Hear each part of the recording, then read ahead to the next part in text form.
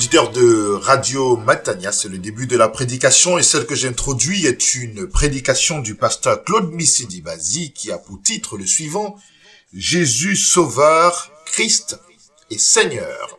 Jésus Sauveur, Christ et Seigneur. Elle fait partie, cette prédication, d'une série de prédications qui a pour but de répondre à la question suivante: que doit croire un chrétien authentique? La réponse est donnée en décortiquant le symbole des apôtres. Et aujourd'hui, c'est le deuxième article de ce symbole des apôtres qui nous intéresse, à savoir que je crois en Jésus-Christ, son Fils unique, notre Seigneur. Le serviteur de Dieu reviendra sur chacun des mots de ce second article. Je crois en Jésus-Christ, son Fils unique, notre Seigneur. Que le Seigneur vous bénisse abondamment à l'écoute de cette prédication que je vous recommande vivement.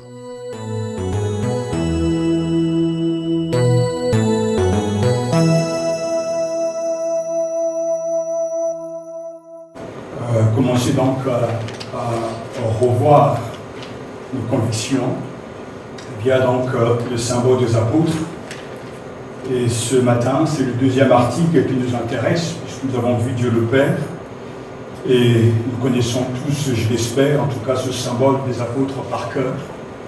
On commence avec Dieu. Je crois en Dieu le Père Tout-Puissant, Créateur du ciel et de la terre.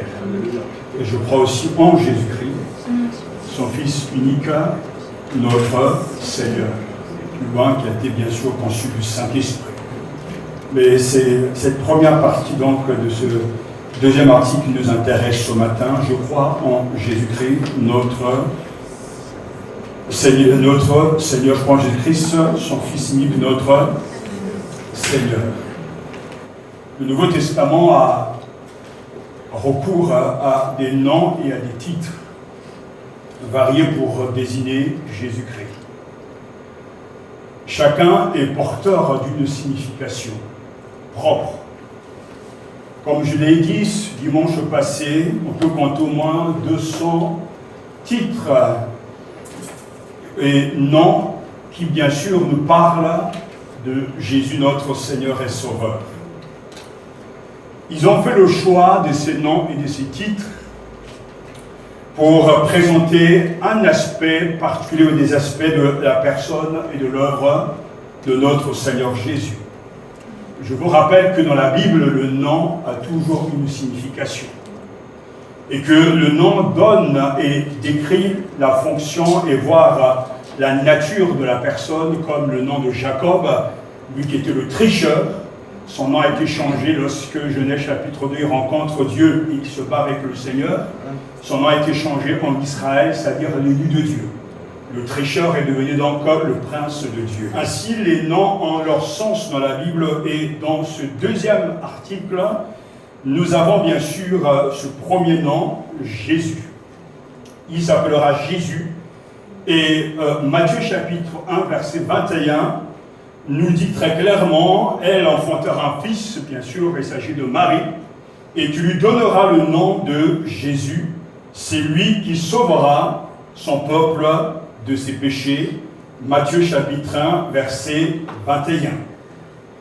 Jésus est la forme tardive de Josué, et l'on doit se souvenir que Jésus est un nom commun, un nom d'homme, dans le sens qu'il n'y a rien de magique lorsque l'on dit Jésus, parce qu'au temps de Jésus au 1er siècle, bien d'autres gens portaient ce nom, Jésus, Bar Jésus par exemple, et bien d'autres, en tout cas, dans le contexte, dans les éléments extra-bibliques que nous avons, ce nom de Jésus a été porté par d'autres.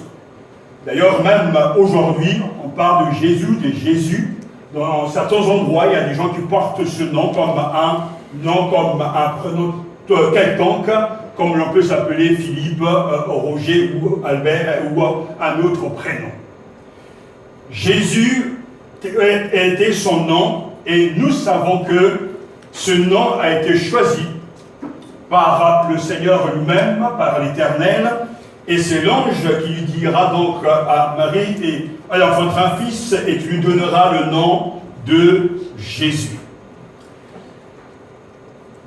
Josué, lui aussi a porté ce nom dans l'Ancien Testament. Dans le sens que, lorsqu'il a fallu donc prendre la succession de Moïse, alors Dieu avait choisi Josué pour être le serviteur, le responsable du peuple de Dieu en ce temps-là. Quelle sorte de personne était Jésus-Christ de Nazareth? Je reviens sur le fait que Marie et Joseph n'ont pas eu à s'interroger longtemps pour choisir ce nom. Dieu lui-même l'a imposé. Son messager dit au Père humain de Jésus, qui n'est responsable de rien, dans cette affaire, Marie enfantera un fils, et tu lui donneras le nom de Jésus. Et il précise bien, car c'est lui qui sauvera son peuple de ses péchés. Jésus ou Josué veut dire littéralement Jéhovah sauve. Et c'est une réalité que Jésus est réellement le sauveur.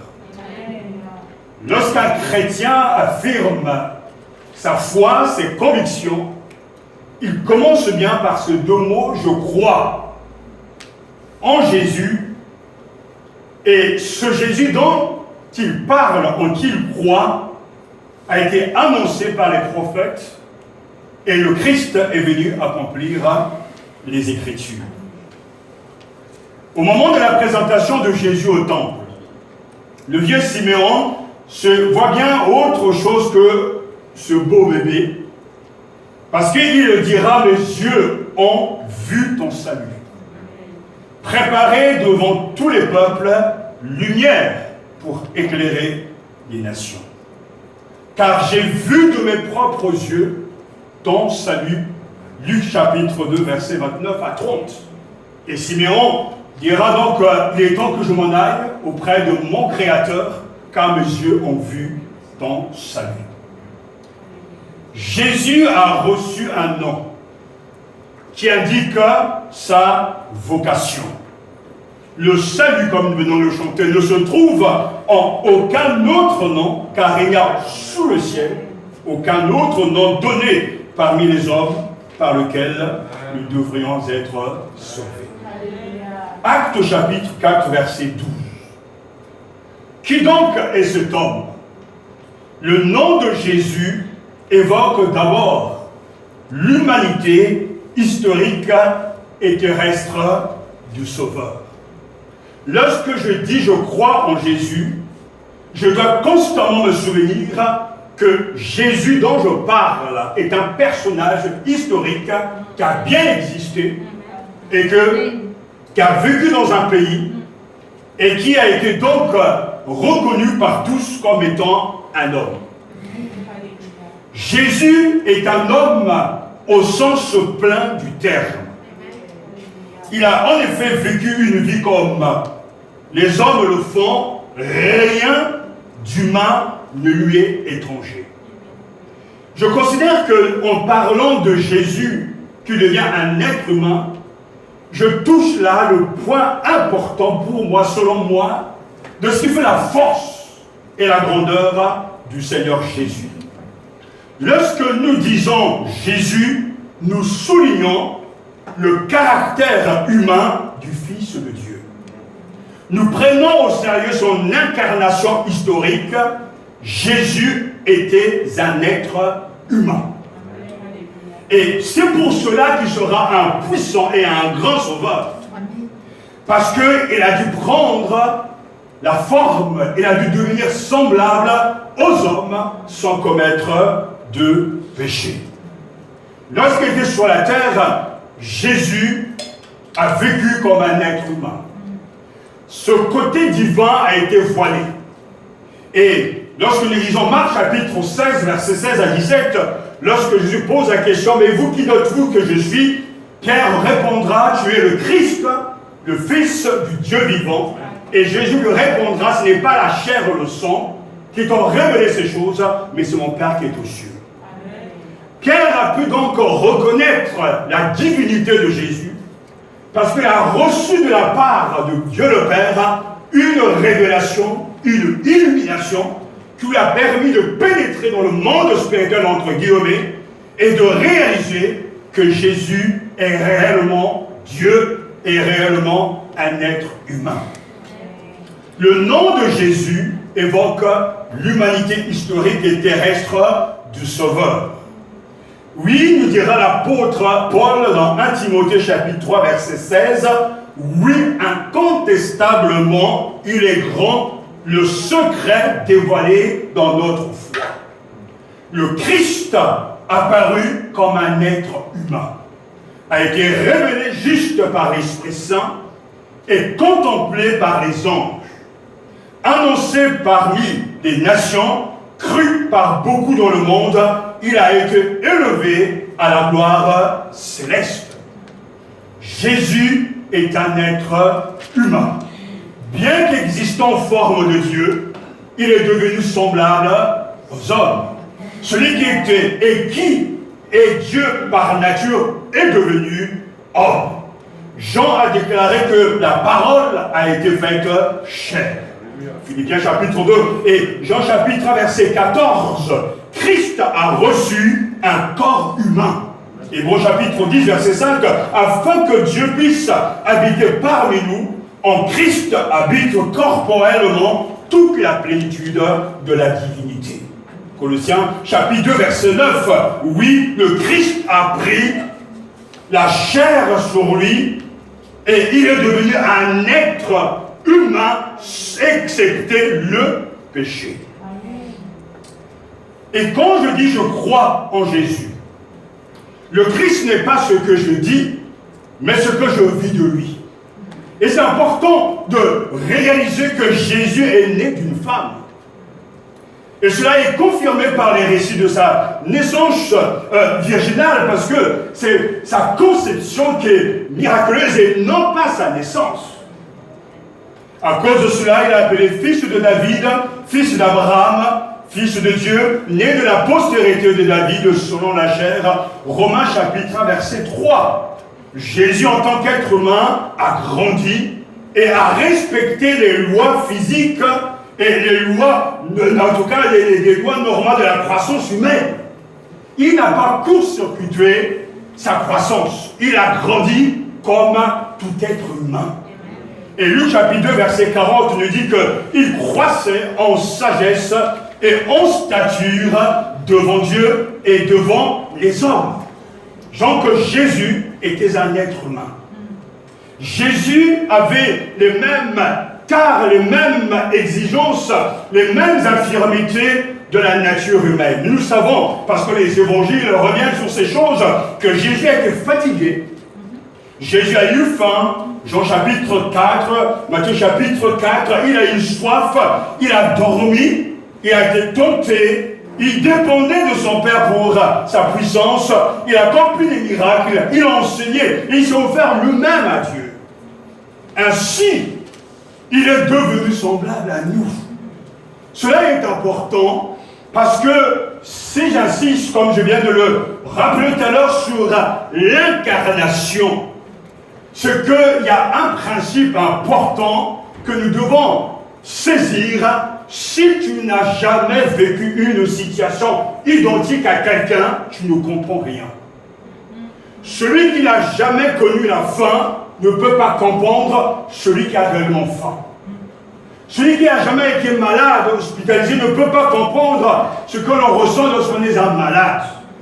Et si Jésus était resté dans son ciel de gloire, en train de dire « je vous entends, je vous vois, je vous comprends », il ne sera jamais à la hauteur d'un sauveur parfait. Il a fallu qu'il devienne lui-même un être humain, excepté le péché. Il a connu ce qu'un être humain peut connaître et vivre et subir.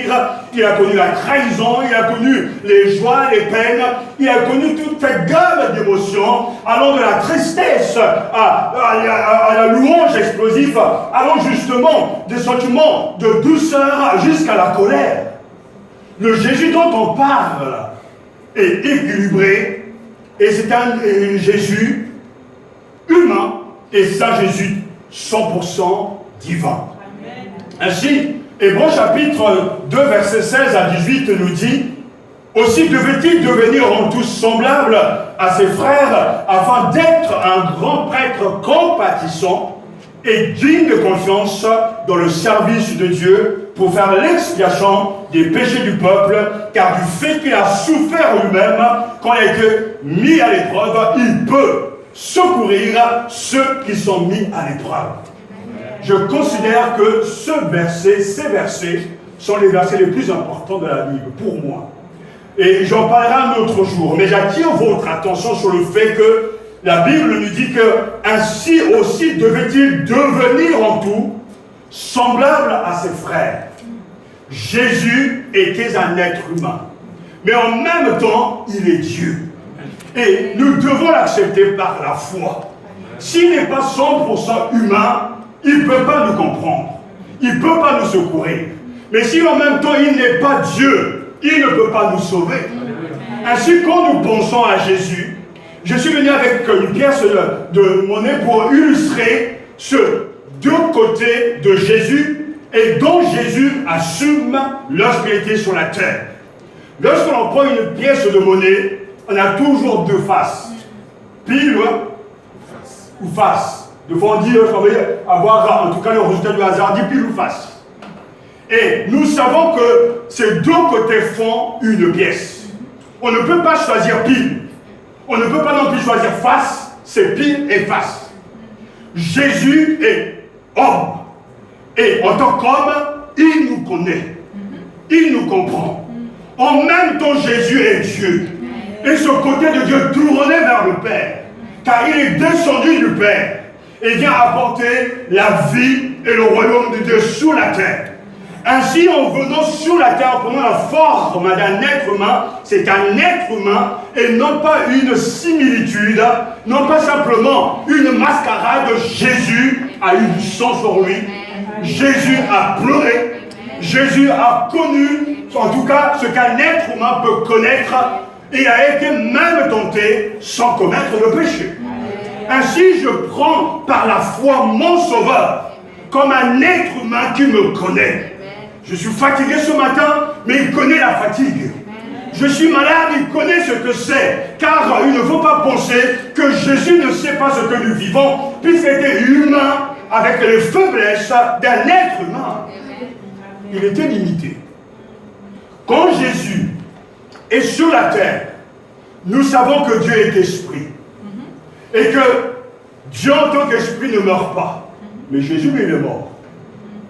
Nous savons que Dieu est esprit, il est présent partout en même temps. Mais Jésus n'était jamais présent en même temps lorsqu'il était sur la terre. Il était limité géographiquement. Il ne se déplaçait pas en esprit. Et il devait prendre même des barques pour traverser et voyager parce que Jésus a masqué, a mis entre guillemets son côté divin et il n'a pas utilisé son pouvoir pour lui-même, mais pour préparer le salut qui donne la vie à tous. On l'appellera le nom de Jésus. Ce Jésus, mon Jésus, ce Jésus-là est 100% humain. Mais nous ne devons jamais oublier que même si c'est compliqué pour nous, pour notre intelligence, nous devons accepter par la foi le côté pile et face sur le même Seigneur, homme et Dieu. Ainsi, tu lui donneras le nom de Jésus. C'est lui qui sauvera son peuple des péchés. Mais comment? Mais parce qu'il est Dieu. Oui, personne ne peut le contester. Il est grand le secret de notre foi. Il est apparu comme un être humain. Il a été révélé juste par l'Esprit Saint, a été vu des anges, a été prêché parmi les nations et a cru dans le monde et a été enlevé au ciel. Il porte le nom de Jésus et sa mission est très claire. C'est lui qui sauvera son peuple de ses péchés. Car le Fils de l'homme est venu chercher et sauver ceux qui étaient perdus. Luc chapitre 19, verset 10. Jésus lorsqu'il entre dans la vie d'un croyant, il vient pour sauver. Amen. Sauver et libérer du pouvoir du péché. De nos jours, on ne parle pas de péché parce que le langage a beaucoup changé. Mais qu'est-ce qu'est réellement le péché? Car pour moi, vivre, c'est Christ. Mais quand Jésus me sauve, de quoi il me sauve réellement? Mais pour répondre et comprendre ce que le salut que Jésus apporte, il nous faut comprendre et revenir sur la notion du péché. Mais qu'est-ce que le péché? Le mot grec amartia nous dit justement c'est manquer la cible, etc. Mais il y a tellement de définitions, mais j'insiste sur le fait que cette définition que j'ai trouvée quelque part, et qui est donc le fruit des théologiens un peu catholiques et même protestants, le péché est une faute contre la raison, la vérité, la conscience droite. Le péché est quelque chose de concret. C'est ce que nous faisons. Le péché, ce sont des manquements. C'est quelque chose que nous savons. C'est en fait une parade, un refus d'admettre la vérité. Lorsque la Bible dit « tu ne dois pas mentir », je peux très bien mentir et défendre ainsi ma conscience. C'est pour ça que le péché est une faute contre la raison, parce que nous savons que ce que nous sommes en train de faire est mal, mais on le fait quand même. Tu sais très bien que lorsque tu ne marches pas convenablement, quand tu parles mal de ton frère, quand tu n'es pas à l'église, lorsque tu ne pries pas, lorsque tu ne dis pas la Bible, parce que la Bible dit que lorsqu'on ne fait pas ces choses, on est hors de la volonté de Dieu, mais tu sais que c'est mal, mais tu arrives pourtant à te justifier, à t'auto-justifier, que Dieu comprend. J'ai plusieurs fois depuis des années, j'ai entendu des gens dire, voilà, même si ce dimanche je ne suis pas à l'église, Dieu comprend, je suis fatigué. Mais qui a donné et qui a permis que le jour du Seigneur, c'est le jour du Seigneur, c'est Dieu lui-même. Mais l'homme est capable de s'auto-justifier. Le péché est une faute contre la raison. J'entendais cet homme politique dire, voilà, mais c'est une faute morale. Alors qu'il avait détourné de fond, c'est une faute morale. Et quelque part, cette faute morale pour nous est un péché parce que c'est du vol. Parce que c'est manquer la cible. Mais le péché, c'est tout ce qui nous enferme. Le péché a beaucoup à voir avec une absence de vérité. Ceux qui n'aiment pas la vérité sont dans le péché. Mais pour bien comprendre les termes bibliques et ce que le péché est réellement, il nous faut aller dans l'Ancien Testament, le psaume 51. Nous savons que le roi David, l'homme selon le cœur de Dieu, va donc pécher et commettre beaucoup de péchés, allant de la mort à la trahison. Mais lorsqu'il va confesser ses péchés, il y a une phrase qui revient et qui va attirer notre attention. J'ai fait ce qui est mal à tes yeux. Définissant ainsi le vrai sens du péché. Le péché est une faute, une offense à l'égard de Dieu. Ainsi, lorsque l'on commet le péché, le premier à être déçu et triste, c'est d'abord Dieu.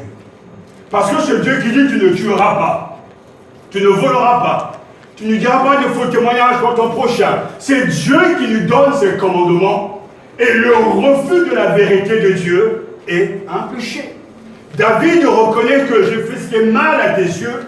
J'ai péché contre toi seul que j'ai péché. Mais nous savons que David avait péché contre beaucoup de gens. Il avait tué. Mais d'abord, c'est Dieu qui est attristé. Car la loi vient de Dieu. La cible, c'est d'abord la volonté de Dieu. Et quand on manque la cible qui est la volonté de Dieu, on est dans les péchés. Et je me demande ce matin combien de gens sont vraiment sauvés. Parce que Jésus vient nous délivrer du péché. Et parmi les péchés que l'on commet, il y a toute une gamme. Je sais que les uns et les autres ont sélectionné les degrés de leurs péchés, mais Jésus vient pour sauver le peuple des péchés. Un croyant, c'est quelqu'un qui a été sauvé, qui continue de pécher, mais qui ne vit pas dans le péché. Il peut tomber de temps en temps dans le péché, mais il n'habite pas, il ne siège pas dans le péché. Un croyant, c'est quelqu'un qui a été libéré. Et ne pas reconnaître cette libération de l'esclavage du péché, c'est un non-sens, car Jésus et son nom est venu pour sauver les nations et les libérer du pouvoir du péché. Quand un croyant authentique dit « je crois en Jésus », il ne dit pas simplement quelque chose en son sujet. Il ne s'agit pas d'une profession de foi, mais il partage une expérience réelle qu'à un moment donné dans ma vie, le Christ est venu en moi et il a changé mon existence. J'ai vu de mes propres yeux le mystère des homosexuels transformés, des alcooliques changés, des gens qui étaient possédés par la sexualité être délivrés, car Jésus est réellement le Sauveur. C'est un non-sens, et même, je dirais, un mensonge à l'égard de Jésus que de dire « Jésus est dans mon cœur » et de rester constamment impur, infidèle, méchant. Non, Jésus vient pour sauver. Alors, là où il n'y a pas de salut, il n'y a pas de Christ. Car le salut, selon la Bible, c'est être libéré. Le salut, selon la Bible, le grec sozo, c'est être à l'abri du danger. Quand Jésus sauve, il le délivre, mais il donne aussi la vie éternelle. Amen. Le salut est une délivrance, mais aussi la communication, en tout cas d'un bien spirituel. Je reçois le pardon de mes péchés et le don du Saint-Esprit. Jésus est venu pour sauver. Et les images de salut de la Bible, en tout cas, nous interpellent. Pour l'homme qui se noie, le salut consiste à être ramené à terre, réchauffé et rendu à la vie. Pour le malade, le salut, c'est la guérison. Pour le prisonnier, le salut, c'est la liberté, la qualité de vie auprès des siens. Jésus sauve, c'est-à-dire, il met à l'abri du danger. Il conserve la vie, il tire l'affaire, il guérit et il rétablit la relation entre Dieu et les pécheurs. Le salut est un autre Dieu qui est assis sur le trône et à l'agneau. Apocalypse chapitre 7, verset 10. Un texte magnifique. Le salut est un autre Dieu qui est assis sur le trône et à l'agneau. Pourquoi les saints dans les cieux chantent les louanges de Dieu? Mais parce qu'ils reconnaissent que le salut est une réalité spirituelle. Mais une réalité. Un esclave est libéré. Un prisonnier est libéré. L'esclave est affranchi. Et Jésus t'amène d'un point A à un point B. Tu ne fais pas du surplace, car il est venu sur la terre pour sauver les pécheurs. Et aujourd'hui, au XXIe siècle, c'est le même Seigneur que l'on invoque. Mais j'ai bien peur que tant d'années à l'invoquer ne change pas grand-chose. Il s'agit d'invoquer le Seigneur et de recevoir son salut, car le salut ne se trouve en aucun autre, car il n'y a sous le ciel aucun autre nom donné parmi les hommes par lequel nous devrons être sauvés. Est-ce que tu es sauvé? Je ne dis pas de répondre oui tout de suite. Mais si tu es sauvé, comme je l'ai dit souvent, il y a automatiquement dans ta vie deux chapitres. Le chapitre avant la rencontre avec Jésus et l'autre chapitre après. Quand tu étais dans le monde, Éphésiens chapitre 2, sous le pouvoir de Satan, tu pouvais faire ce que tu voulais. Tu pouvais dire ce que tu voulais. Tu pouvais aller là où tu avais envie d'aller. Mais quand la grâce de Dieu est venue sur toi, et que l'amour de Dieu t'a touché, et qu'il t'a donné un cœur nouveau, Jésus devient ton sauveur. Et ta vie d'hier change. Non pas que tu la changes, écoutez-moi bien, c'est Jésus qui la change. Car il nous fait passer d'une pièce A à une pièce B. On peut fabriquer la religion, on peut fabriquer la foi, mais on ne peut pas changer quelqu'un qui a un mauvais cœur. C'est Jésus qui peut le faire. Amen. Et c'est là où la puissance de l'évangile, et c'est une puissance de Dieu, car quand Jésus vient, il change les vies. En lisant les évangiles, on le voit en train de relever, en train de corriger, en train de pardonner les péchés, car le Fils de Dieu est venu pour sauver les pécheurs. Et ce n'est pas les bien portants qui ont besoin de médecins, mais ce sont les malades. Et Jésus est venu pour eux.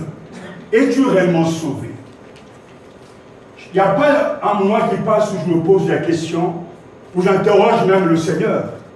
Combien vraiment sont des élus? Parce que Jésus a dit, il y a beaucoup d'appelés, mais il y a peu d'élus. Il n'y a pas un mois qui passe où je m'interroge.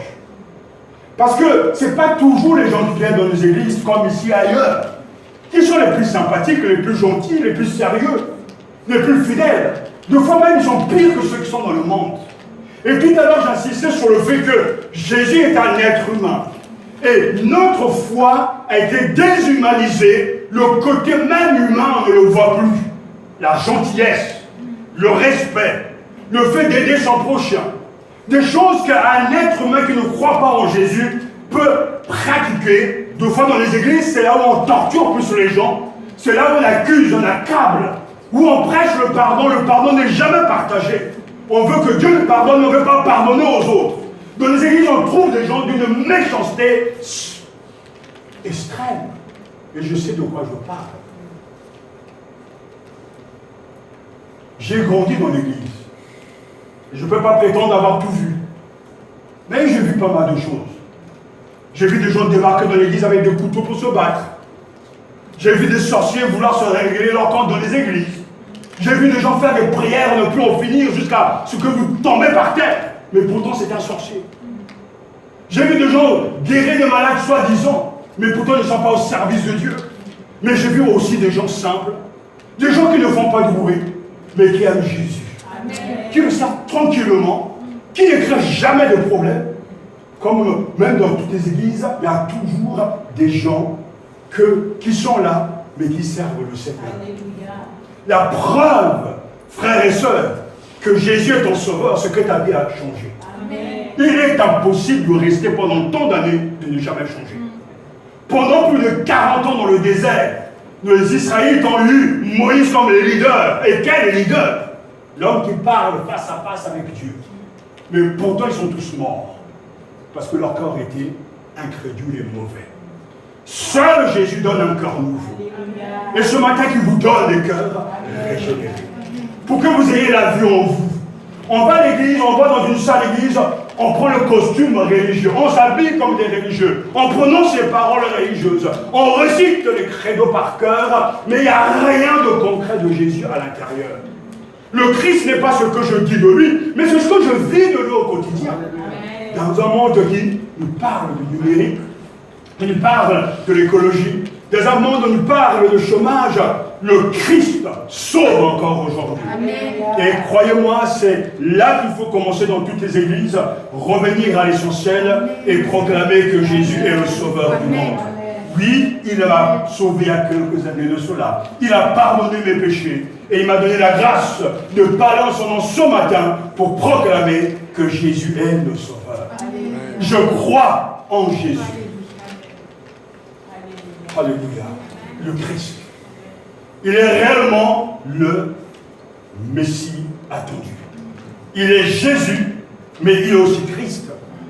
André, un pécheur du lac de Tibériade, va trouver son frère Simon-Pierre pour lui annoncer qu'il a rencontré Jésus. Il le présente en disant, nous avons trouvé le Messie. C'est-à-dire le Christ, Jean chapitre 1, verset 41. Jésus lui-même se présentera à une femme de Samarie au bord du puits de Sichem, en revendiquant ce titre, je suis moi le Messie qui te parle. Jean chapitre 4. Christ ou Messie, c'est le même mot. Alléluia. C'est-à-dire que Jésus est bien le Christ. C'est-à-dire le roi Messie, annoncé par les prophètes. Roi Messie, non pas au sens politique, c'est pour ça qu'on ne le comprend pas, car il ne vient pas pour libérer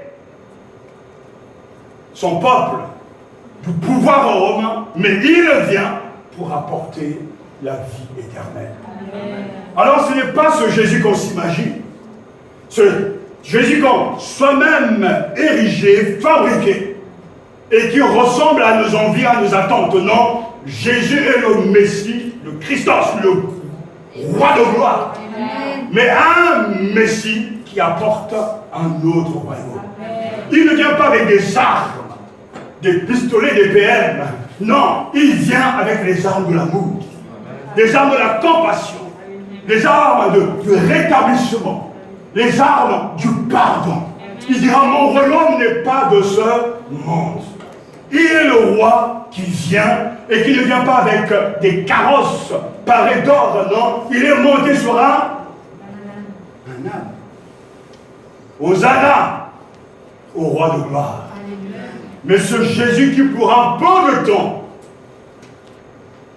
s'est humilié, a été au-dessus de ce qu'il était lui-même, aujourd'hui il est couronné de gloire.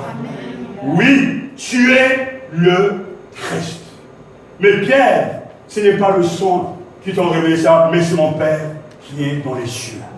Et c'est pour cela que ce matin, nous prions, Père, nous aussi, révèle-nous le Christ, mais au-dedans de notre cœur. Et que, à la suite de Pierre et de tous les chrétiens, tu es le Christ, le Fils du Dieu vivant. Je crois en Jésus-Christ, son Fils unique. Il est le Sauveur, il est le Messie.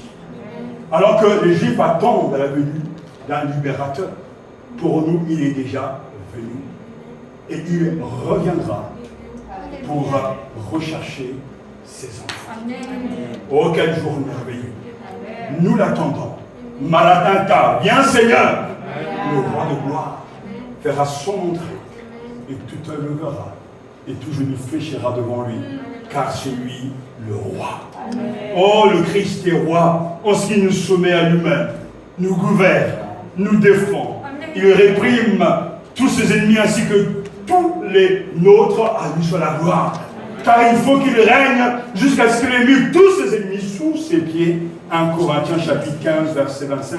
Est-ce que tu crois en Jésus le roi? Lorsque nous disons le Messie, lorsque nous proclamons qu'il est le Christ, il doit devenir aussi ton roi. Il doit régner dans le cœur. Et nous sommes les sujets de sa majesté Jésus. Et nous devons lui obéir, mais l'adorer avec ferveur, avec joie. Combien de gens ont assisté en Angleterre, à Londres, les défilés de ces monarques? Les gens sont en joie, en fête, rien que pour percevoir la reine qui passe. Mais quelle atmosphère, quelle animation. Mais ce matin, nous sommes devant le roi de l'univers. Mais quelle atmosphère y a-t-il ici? Quel cantique y a-t-il ici? Où sont les drapeaux pour Jésus? Où sont les Amen, Alléluia pour le roi de gloire? C'est sûr que tant qu'on n'a pas vécu avec lui, on ne peut pas le comprendre et on ne peut pas réellement le vivre, le chanter. Il faut bien une lumière divine, une révélation intérieure pour réaliser qui est réellement le Christ, le Fils de Dieu vivant. Je crois en Jésus-Christ, son Fils unique. Alléluia. Vraiment, cet homme était Fils de Dieu. C'est l'affirmation même de l'officier romain, un centurion, au pied de la croix de Jésus, alors que celui-ci vient de mourir. Belle profession de foi d'un païen, reconnaissant c'est la divinité de Jésus-Christ. Vraiment, cet homme était Fils de Dieu. Amen. Comment Fils de Dieu? Mais tout le monde est enfant de Dieu. C'est ce que l'on entend en France. On ira tous au paradis, comme chantait quelqu'un. On est tous des enfants de Dieu. On est tous des fils de Dieu. C'est vrai, d'une certaine manière, parce que Dieu nous a créés tous. Mais Jésus est unique, Fils de Dieu, car engendré du Père et non pas créé. Les oiseaux, alléluia, engendrent des oiseaux. Les poissons engendrent des poissons. Dieu engendre son propre Fils. Mais nous sommes engendrés de nulle part. Il est le Fils unique, parce que lui seul est engendré du Père. Il faut lire l'évangile selon Jean pour se rendre compte que Jésus est conscient justement de cette filiation divine, parce qu'il en parle constamment. Car le Père aime le Fils et lui montre tout ce qu'il fait. Il lui montrera des œuvres plus grandes que celles-ci, afin que vous soyez dans l'étonnement. Jean chapitre 5, verset 20. C'est lui-même qui dira: Dieu a envoyé dans le monde son Fils unique pour sauver le monde. Ce Fils unique est le révélateur de Dieu, L'amour de Dieu a été manifesté envers nous, en ce que Dieu a envoyé son Fils unique dans le monde, afin que nous vivions par lui. Voir Dieu, et c'est voir Jésus. Voir Jésus, c'est voir Dieu. Et cet amour consiste non point en ce que nous avons aimé Dieu, mais en ce qu'il nous a aimé et a envoyé son Fils comme victime expiatoire pour nos péchés. Bien-aimés, si Dieu nous a ainsi aimés, nous devons aussi nous aimer les uns les autres. Personne n'a jamais vu Dieu. Mais si nous nous aimons les uns les autres, Dieu demeure en nous et son amour est parfait en nous. Nous connaissons que nous demeurons en lui et qu'il nous demeure en nous parce qu'il nous a donné de son esprit. Et nous avons vu et nous attestons que le Père a envoyé le Fils comme sauveur du monde. 1 Jean chapitre 4, voilà, verset 9 à 14, c'est là où se trouve la force de compréhension de Jésus. Dieu demeure en nous et son amour est parfait en nous. Mais si nous connaissons que nous demeurons en lui et qu'il demeure en nous parce qu'il nous a donné de son esprit. Voilà pourquoi il y a une différence entre la religion et la foi chrétienne. Un chrétien a reçu l'Esprit de Dieu. Et c'est l'Esprit de Dieu qui lui révèle qui il est vraiment. Sinon, ce n'est que de la lettre. J'ai fait la théologie, ça va être que de la théologie. J'ai eu des professeurs qui enseignaient convenablement la fac, mais qui étaient pourtant incrédules. Parce que la théologie, ce n'est qu'une science. Mais quand le Saint-Esprit prend cette science et l'allume de sa lumière, cela change considérablement ta vie. Et tu passes des ténèbres à la lumière. Tu passes de la connaissance intellectuelle à une connaissance spirituelle. Tu reçois au-dedans de toi la vie de Dieu. Et cette vie, on ne peut pas la comprendre et la fabriquer. Elle est d'origine divine, mais je sais la ressentir. Parce que quand tu sais que toi-même tu es dedans, en le sens où tu as reçu l'Esprit de Dieu, tu sauras discerner chez l'autre l'Esprit de Dieu. Tout à l'heure, je vous dis que Jésus est devenu un être humain, il connaît la fatigue. Ce matin, j'étais fatigué, je suis fatigué, et il comprend ce qu'est la fatigue physique. Et parce qu'il comprend cette fatigue physique, que lui et moi, on peut s'échanger, on peut communiquer. Quand on veut aller avec Dieu plus loin, il faut recevoir l'Esprit de Dieu, qui vient de Dieu, et qui nous permet de le connaître, lui, de manière intime. Tu peux avoir des bagages intellectuels, mais ce n'est pas ça qui fait la foi. C'est la lumière que l'Esprit de Dieu envoie dans ton cœur via la parole de Dieu qui te donne d'apprécier Jésus. Amen. Je m'étonne encore, après tant d'années que le croyant ne soit pas des passionnés.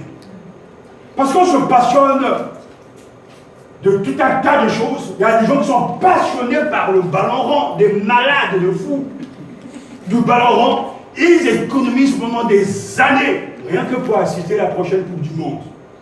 Il y a même des gens, parce qu'ils veulent avoir un billet pour la finale, sont prêts à débourser des centaines et des centaines d'euros, rien que pour assister à une finale qui va peut-être durer 90 minutes, voire plus, et à un moment donné, le lendemain, l'émotion est partie.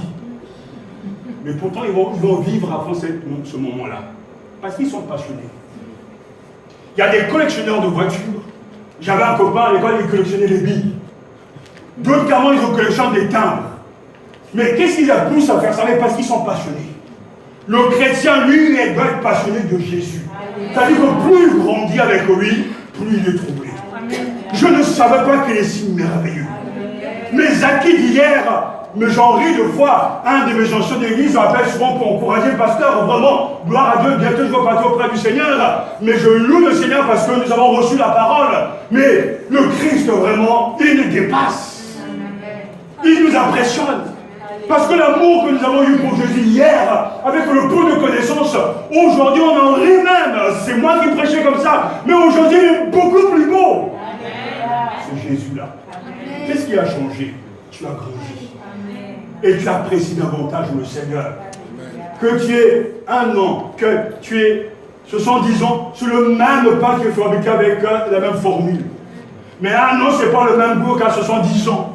Parce que ton palais a changé. Avec Jésus, ça va être pareil. Dimanche après dimanche, il doit y avoir une explosion de joie ici. Dimanche après dimanche, la louange, je dis bien le contenu de la louange, doit être rempli d'aliments spirituels qui donnent envie aux autres de louer le Seigneur également. Parce qu'il est devenu plus merveilleux. Il vous étreint de plus en plus. Il est devenu de plus en plus indispensable. Mais parce que je l'aime plus qu'avant. Je le connais mieux qu'avant. Et ma passion, Dieu m'est témoin, c'est d'étudier Jésus. À la maison, on parle de lui. On chante ses louanges. On n'a pas encore atteint la perfection.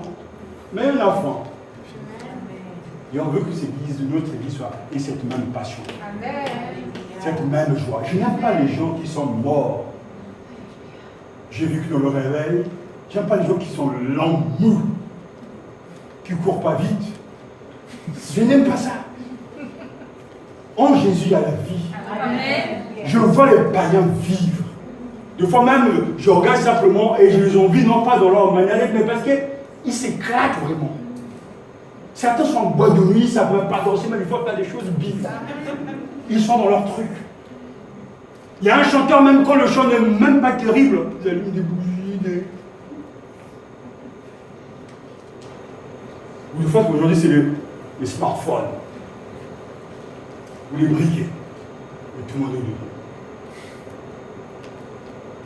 Mais allez dans une église évangélique. Assistez au culte de louange. Mettez des caméras partout. Et regardez les têtes des gens. Là, aujourd'hui, vous êtes très, en tout cas, vous êtes pardonnés parce que je ne vous vois pas.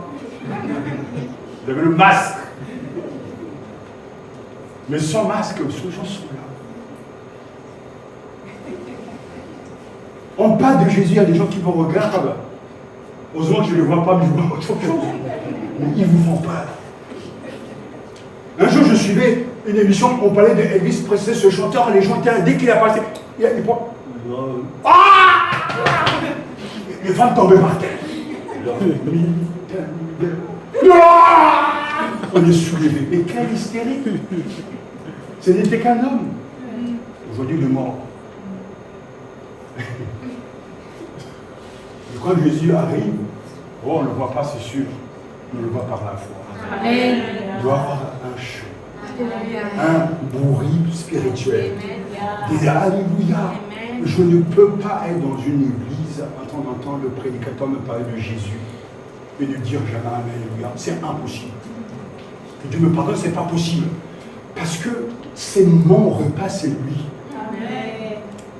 Et je me régale. Et je disais à un jeune, en disant à des jeunes qui se préparent au ministère, dit voilà, vous n'aurez peut-être pas maîtrisé la rhétorique, l'exégèse, les rôles grecs, mais je leur ai dit, mais tant que vous parlerez de Jésus, vous n'aurez jamais raté la prédication. Amen. Parce qu'il résume tout. Amen. Et Martin Luther pouvait dire, voilà, c'est de lui dont on parle ici. C'est tout. Montrez Jésus simplement aux gens. C'est lui, justement, la félicité du ciel. L'aliment d'en haut, c'est lui. Quand j'ai faim, c'est de lui qu'il faut nous parler. Quand nous sommes découragés, de lui qu'il nous faut parler. Alléluia. Il est le roi de l'or, je crois en Jésus-Christ. Son fils Nika, et je termine notre Seigneur.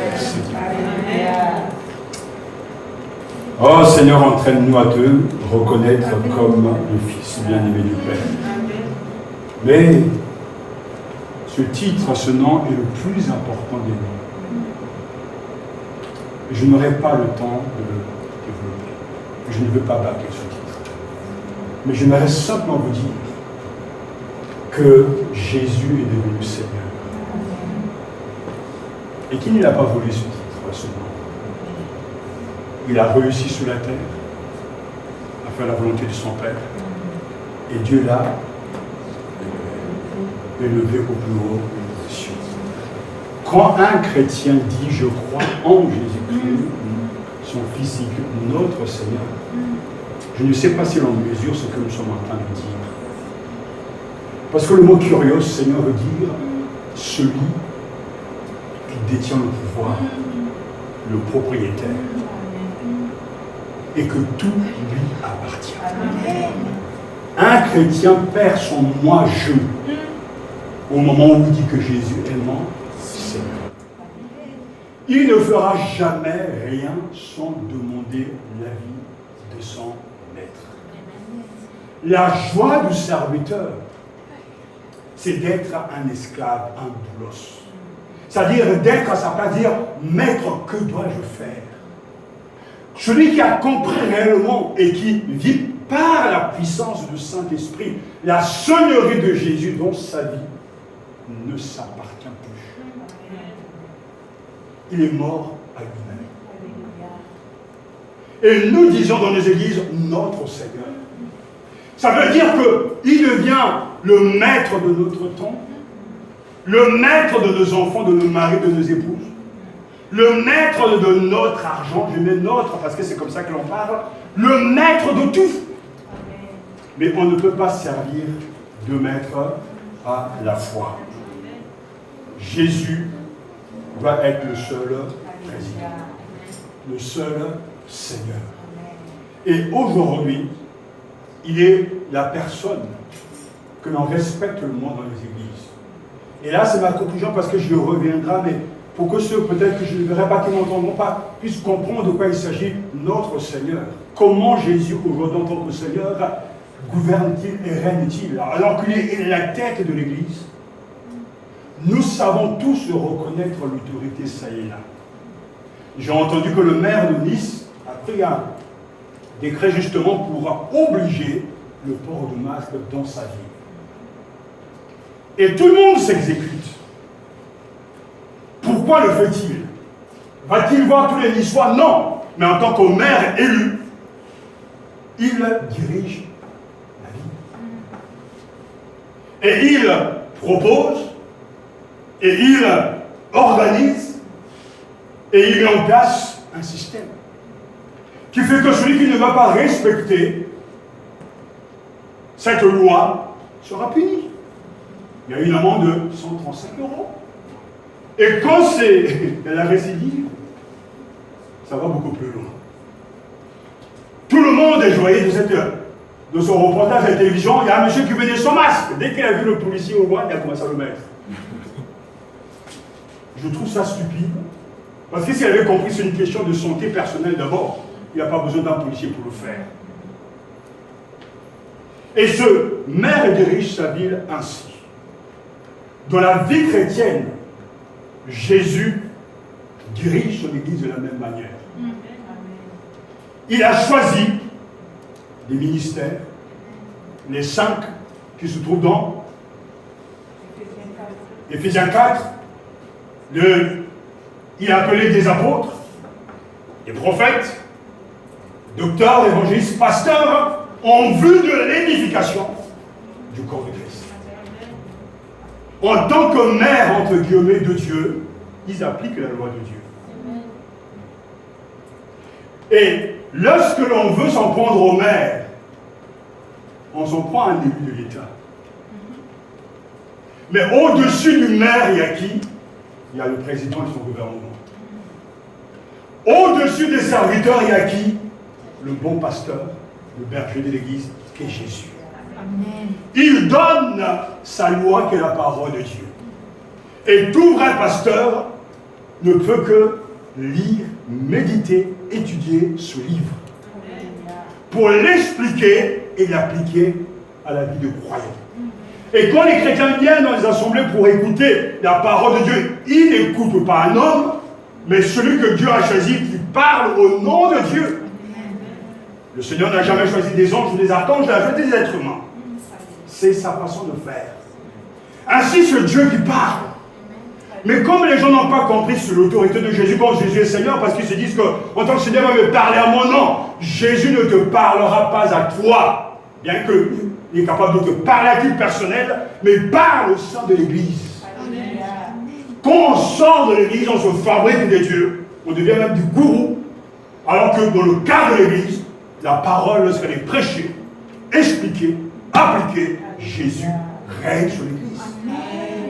Ainsi, les chrétiens rendent compte au Seigneur. Mais cette seigneurie, c'est via le ministère que nous-mêmes a donné.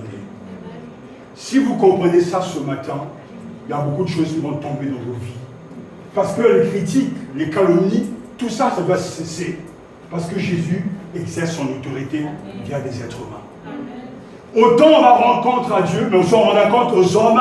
Et quand je dis que Jésus règne en moi, Jésus est mon Seigneur. Ce matin, tu viens à l'église, le pasteur dit, ou le serviteur de l'évangile va dire de la part du Seigneur, frère, tu dois aimer ton prochain et pardonner. Et toi, tu dis, moi, je ne veux rien savoir, j'ai un problème. Ce n'est pas un homme que tu rejettes, c'est Dieu que tu rejettes. C'est si simple que ça. La seigneurie de Jésus est une réalité. Partout, dans n'importe quelle église vous irez, et on donne tout ce conseil aux gens, restez là pendant 2 mois, écoutez d'abord le prédicateur. S'il respecte l'autorité des Écritures, vous êtes dans la bonne église. Même si les gens ne tombent pas par terre, même si les gens ne parlent pas en langue, même s'il n'y a pas de prophétie, la Bible est fondée sur le fondement des apôtres. L'église est plutôt fondée sur le fondement des apôtres, et sur ce fondement que l'on doit continuer à édifier.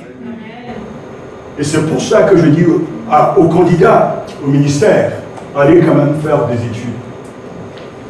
Que vous ayez un bagage. Et que le Saint-Esprit utilise ce bagage. Mon père m'avait donné ce conseil, je sais que tu es appelé, mais étudie au maximum. Pour savoir de quoi tu vas parler. Et là où tu ne sauras pas, le Saint-Esprit va compléter. Ce manque de connaissances est en train de faire des malheurs dans le pays d'Afrique. Que Dieu nous garde et ramène la parole de Dieu au centre. Amen. Je crois en Jésus-Christ, son Fils unique, notre Seigneur. Frères et sœurs, vous qui êtes ici, peut-être ce que vous entendez dépasse votre entendement, mais l'Esprit Saint est capable de l'actualiser dans vos vies. Jésus est mon Seigneur, je ne m'appartiens plus. Je ne vis plus pour moi ni mes enfants, mais je vis pour lui. Jésus est mon Seigneur. Je reconnais que ce qui est important aux yeux de Dieu doit être ma priorité. C'est-à-dire l'avancement du règne de Dieu, l'évangélisation des âmes perdues, donner l'argent à l'Église pour continuer l'œuvre de Dieu. Tout ça fait partie de ce que Dieu veut. Vous n'avez pas à choisir ce que vous devez croire. Nous croyons ce qui est écrit. Et nous croyons que Jésus est le Christ, son Fils unique, notre Seigneur. Je vous invite à vous lever, on va prier. Nous croyons toujours que la prière change les choses. Parce que la foi vient de ce qu'on entend. Et ce qu'on entend vient de la parole de Christ. Fermons les yeux et prions. Réfléchissons, prions. Seigneur, j'ai entendu. Et je veux comprendre les convictions que l'on doit professer pour être un vrai chrétien. Je crois en Jésus, le Sauveur. En Christ, le Roi de gloire. Son Fils unique, notre Seigneur. Père, nous te rendons toute la gloire. Ta parole qui est venue jusqu'à nous.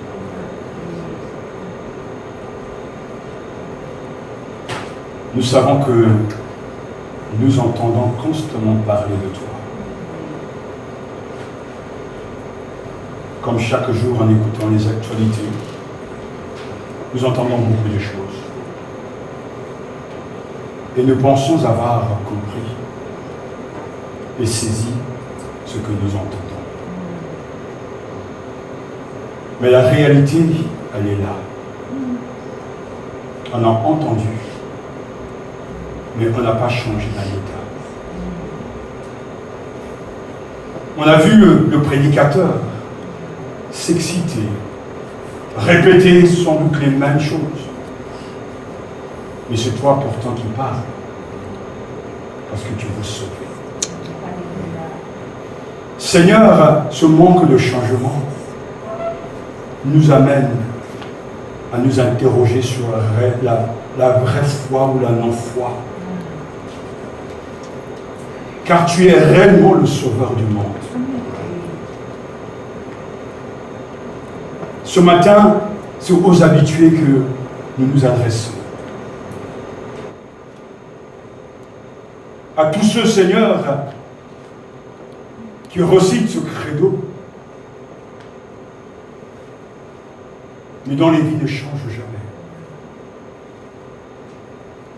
Certains d'entre nous, ça fait des années. Ils ressassent les mêmes choses. Esclaves des mêmes habitudes. Hantés par les mêmes pensées.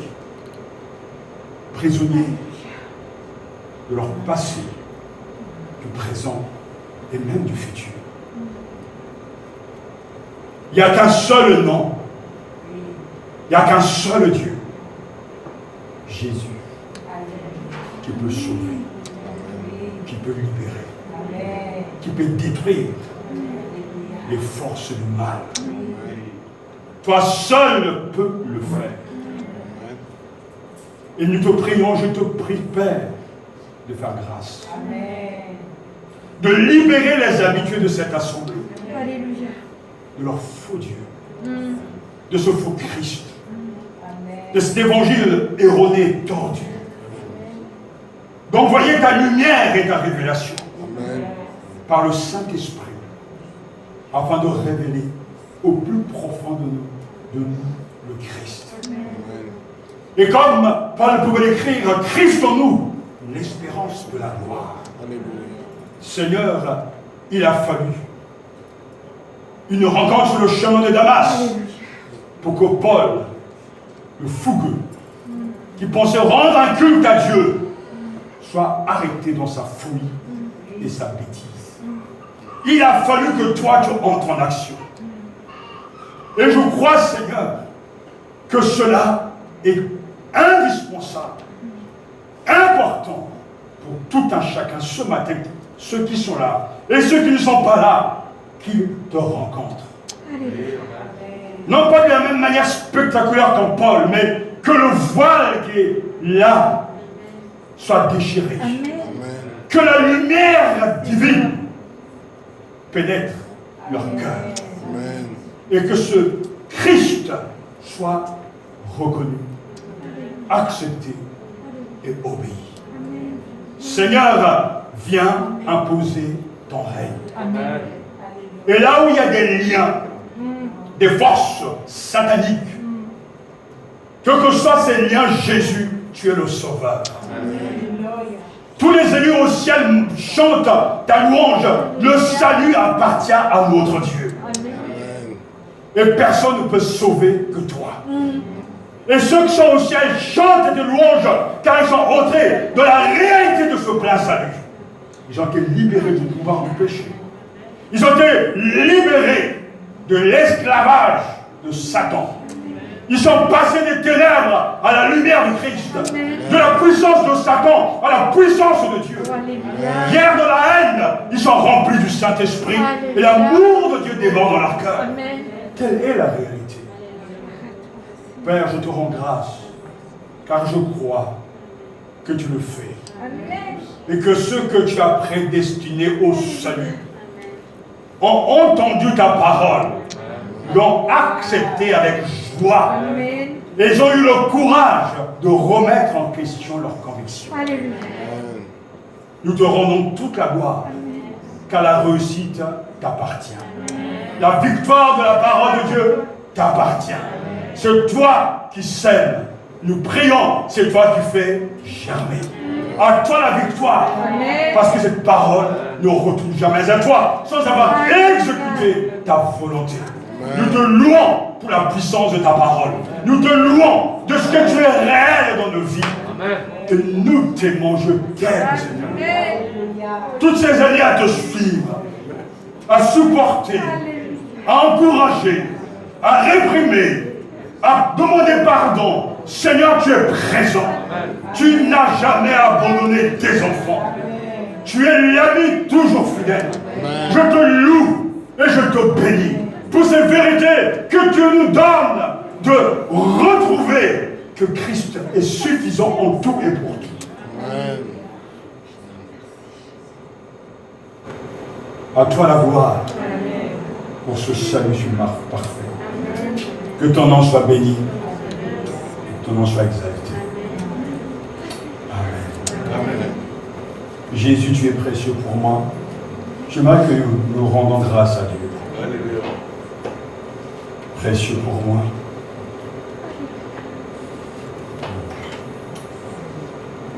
Nous ne pouvons pas quitter cette salle sans adorer et louer encore le Seigneur. Jésus, tu es précieux. Alléluia.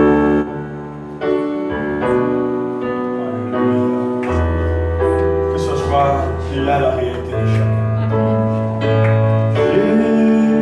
Jésus, tu es précieux. Oh Seigneur, tu es précieux. Précieux pour moi. Précieux pour moi. De jour en jour, tu m'aimes plus cher. Sauveur et roi qui me donne la vie. En toutes choses, tu es précieux pour moi. Jésus, tu es précieux. Oh Seigneur, tu es précieux. Précieux pour moi. Précieux pour moi. De jour en jour, tu me deviens plus cher. Sauveur et roi qui me donne la vie. En toutes choses, tu es précieux pour moi. Vous appréciez Radio Matania? Vous apprécierez également notre site web églisematania.com. Un site web vous informant de nos activités, vous proposant des résumés et replays de prédications.